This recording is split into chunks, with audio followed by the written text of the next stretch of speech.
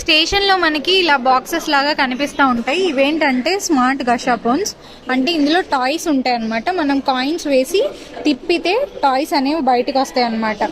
So వీళ్ళకి ఇక్కడ బాగా క్రేజ్, ప్రతి స్టేషన్లో ఉంటాయి ఇవి. సో ఇది ప్రాసెస్ ఎలా అంటే మొత్తం 5 బాక్సెస్ ఉన్నాయి. 1 2 3 4 5.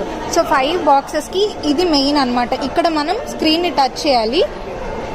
టచ్ చేసిన తర్వాత ఈ 5లో ఏం కావాలని అడుగుతుంది. సో మనం అది సెలెక్ట్ చేయాలి.